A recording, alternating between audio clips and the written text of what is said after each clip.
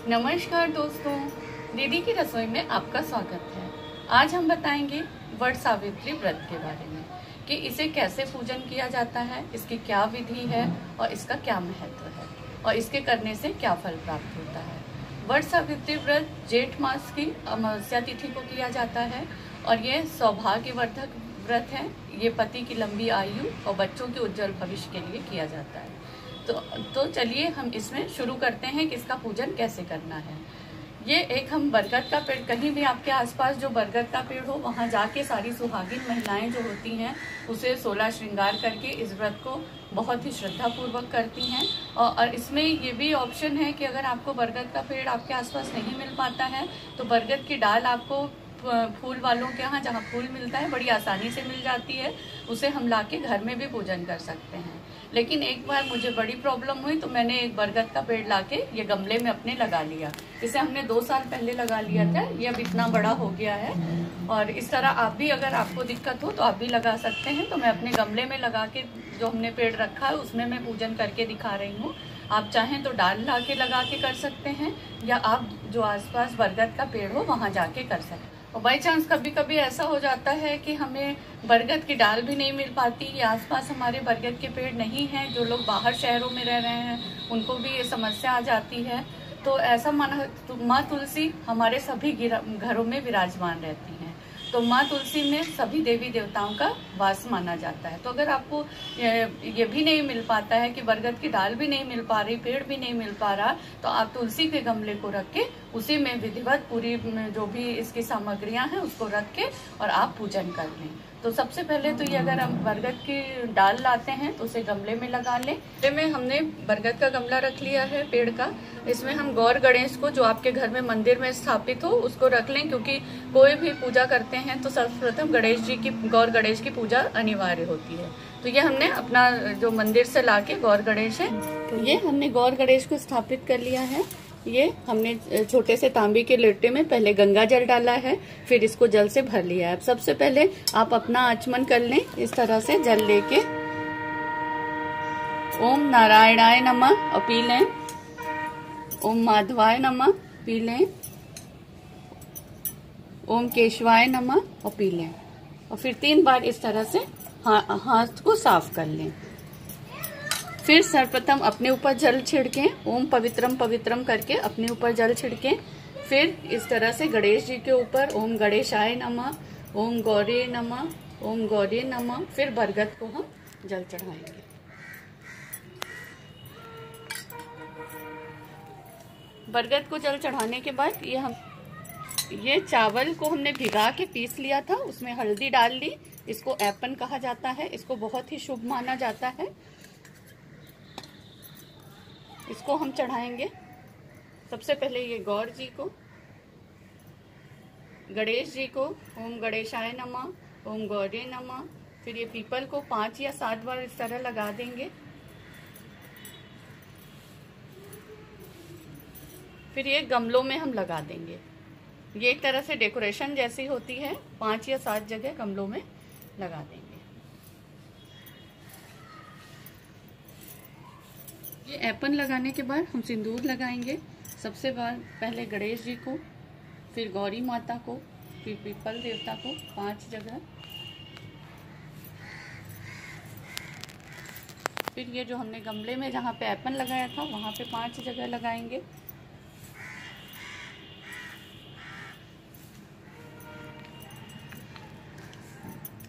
इसके बाद हम माला फूल चढ़ाएंगे। सबसे पहले गणेश जी को, फिर माँ गौरी को, फिर बरगद को, इस तरह से।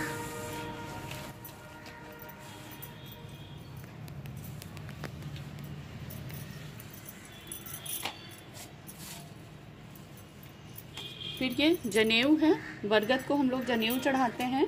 इसमें थोड़ी सी हल्दी लगा के चढ़ानी चाहिए, ऐसे सिंपल नहीं चढ़ाना चाहिए, सफ़ेद क्योंकि नहीं चढ़ाया जाता है। तो इस तरह हम लोग इनको जनेऊ चढ़ाते हैं। ये हमने कच्चा सूत इसमें जरूर रखा जाता है। कच्चे सूत की छोटी माला बनाई है। छोटी माला गौरी जी के लिए होती है। इसको हम इस तरह गौरी जी को चढ़ा देंगे।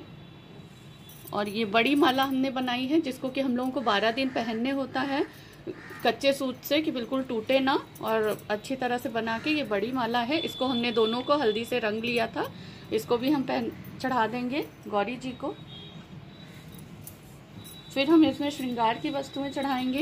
ये कंघी गौरी जी को चढ़ा के ऐसे रखेंगे, रुमाल गौरी जी को चढ़ा के,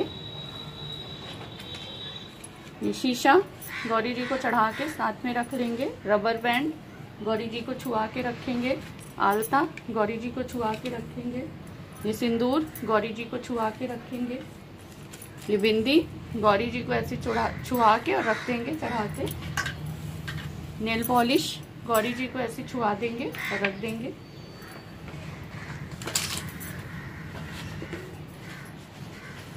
ये चूड़ियां हैं 5 या 7, जो भी आपको चूड़ियां जितनी चढ़ानी हो, इस तरह से छुआ के और रख देंगे।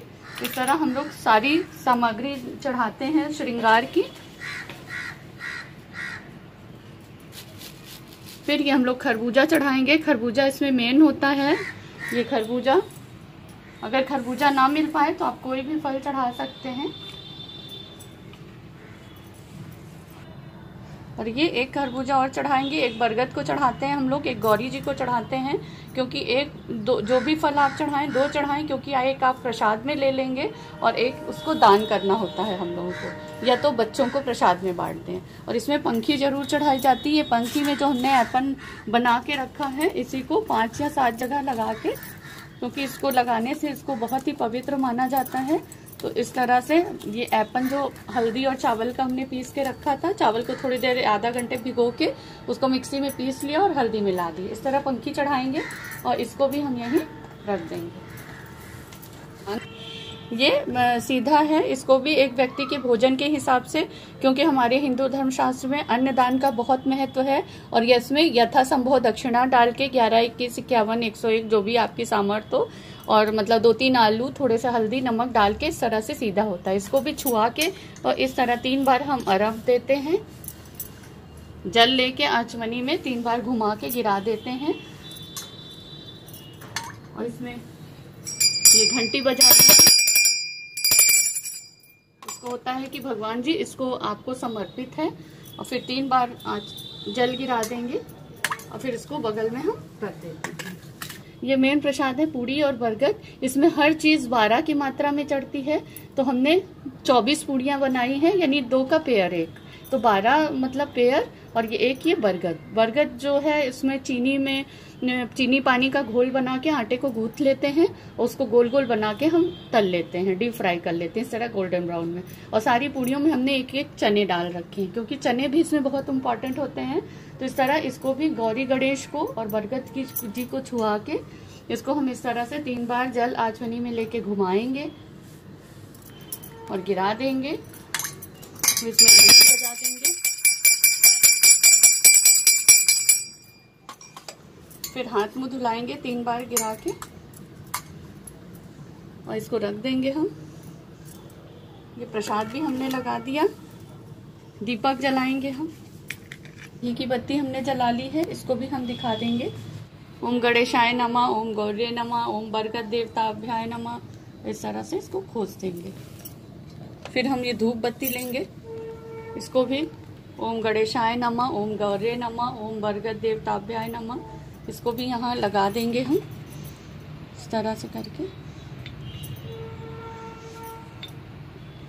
ये घी का दीपक हमने जला लिया है। ओम गणेशाय नमः, ओम गौर्याय नमः, ओम बरगद देवताभ्याय नमः। घी का दीपक भी रख देंगे। ये कपूर ली है हमने, कपूर से भी आरती कर देंगे। ओम गणेशाय नमः, ओम गौर्ये नमः, ओम बरगद देवताभ्याय नमः। इस तरह से कपूर से भी आरती करके हम इसको रख देंगे। फल होता है, इसको इस तरह से हम तोड़ लेते हैं। इसको ठोठी भी कहते हैं। अगर आप दाल मंगाएंगे तो दाल में भी आपको लगा हुआ मिलेगा, और अगर ऐसे आप बरगद के पेड़ में तो रहता ही है। तो इस तरह इसको हमने निकाल लिया है। और हमें 2 चाहिए होता है, एक निकलने के लिए, एक और मैं और तोड़ ले रही हूँ। ये इस तरह से देखिए, इसको इस तरह से हम लोग छील के पतला कर लेते हैं। बड़े आराम से ये छिल जाता है, इसकी लेयर ऊपर से निकल जाती है। ये बरगद की ठोटी है, इसको हम इसी तरह से छील लेंगे, एक चढ़ाने के लिए और एक खाने के लिए चने के साथ, क्योंकि हर चीज़ इसमें 12 की मात्रा में चढ़ाना। तो 11 चने और एक ये जो हमने इसका वो निकाला है जिसको कि ठोठी कहते हैं, तो ये एक ठोठी, तो ये मिलके 12 हो गया। और 12 जो है ये हम ऐसे बरगद देवता को चढ़ा देते हैं। अब ये जो कि हमें 12 बार फेरे लगाने हैं,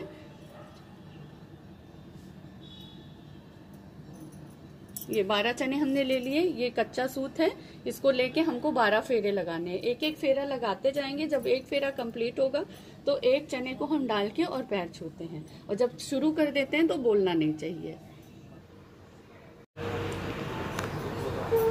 ये इसको हम एक जगह कहीं भी इस तरह से फंसा देंगे, लेकिन ये कच्चा सूत हमारा टूटना नहीं चाहिए। इसको बड़े आराम से थोड़ा ढीला ही रख लें, और इसको फेरे लगाते समय बोलना नहीं है।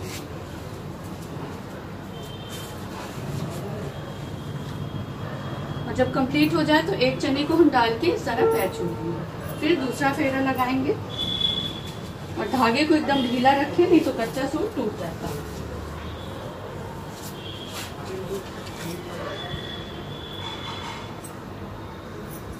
अब इस तरह से जब 12 फेरे हम लगा लेंगे तो हम इसे कहीं भी इस तरह से खोस देते हैं, ये जो कच्चा सूत है। और उसके बाद सारे चने हमारे चढ़ चुके हैं, और ये जो हमने प्रसाद लगाया था, ये 12 बरगद और 12 पूरी, इसको भी एक हम ये गौर गणेश को और एक हम ये बरगद देवता को छुआ के रख देंगे। और इसको भी 3 बार इस तरह से करके भोग लगा देंगे।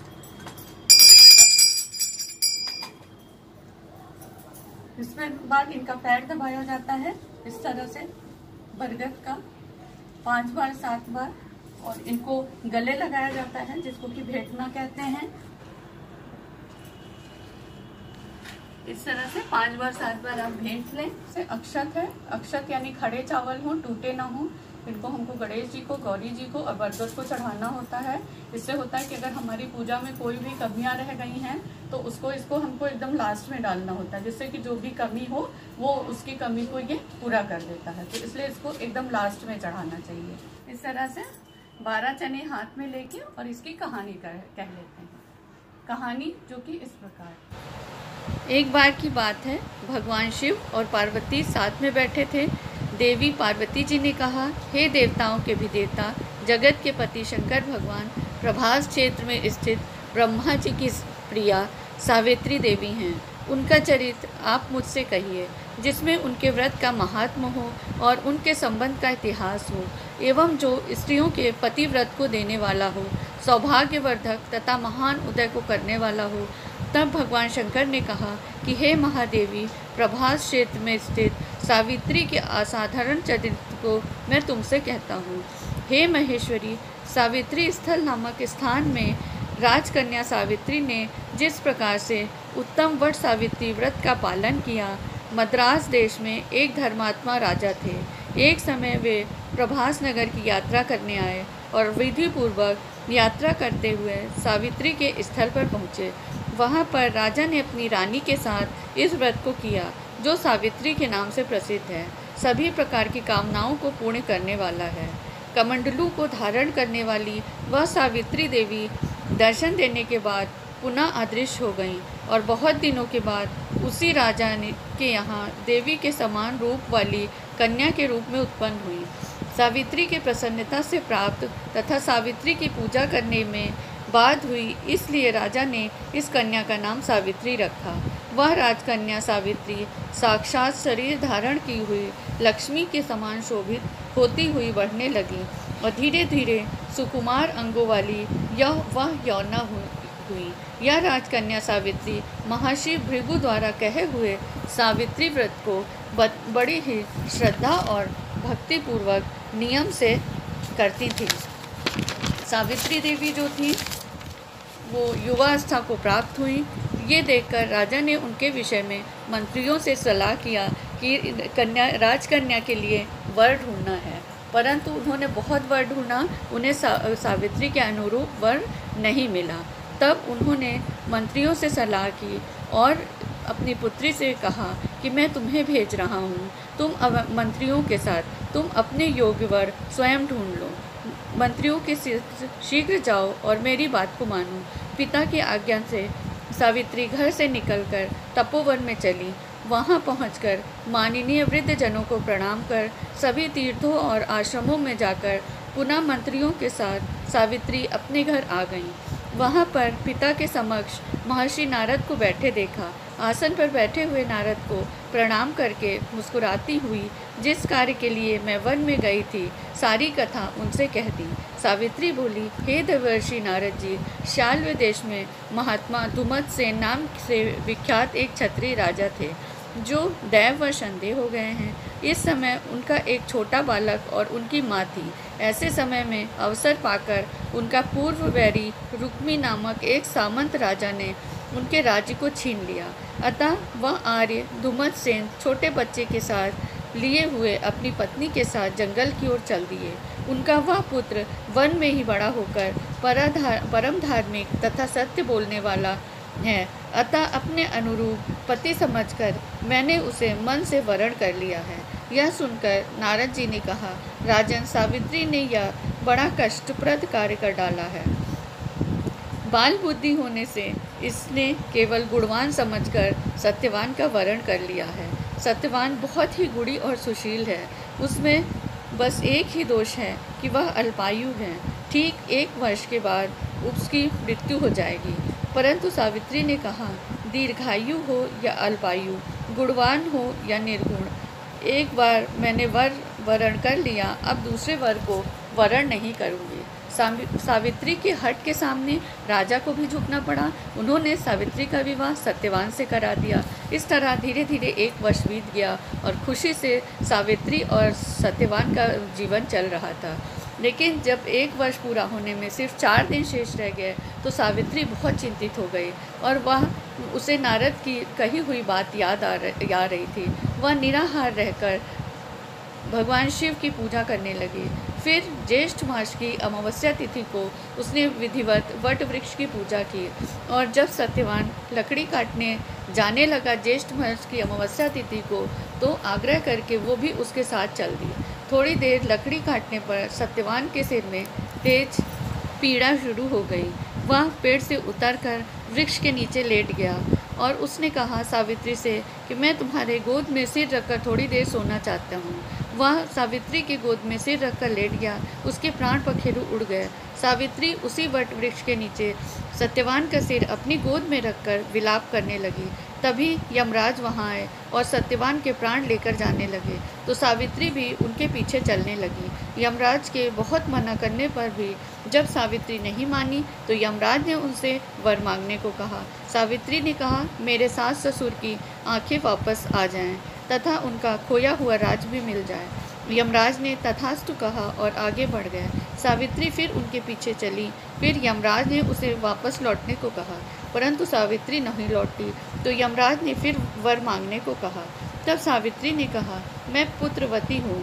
यमराज ने तथास्तु कहा और आगे बढ़ गए। फिर सावित्री उनके पीछे पीछे आने लगी। बार बार यमराज के मना करने पर भी जब सावित्री नहीं मानी तो यमराज ने फिर मांगने को कहा। सावित्री ने कहा, मेरे पति के प्राणों को वापस कीजिए। अतः यमराज एक पतिव्रता नारी के सामने हार गए और उन्होंने सत्यवान के प्राणों को वापस कर दिया।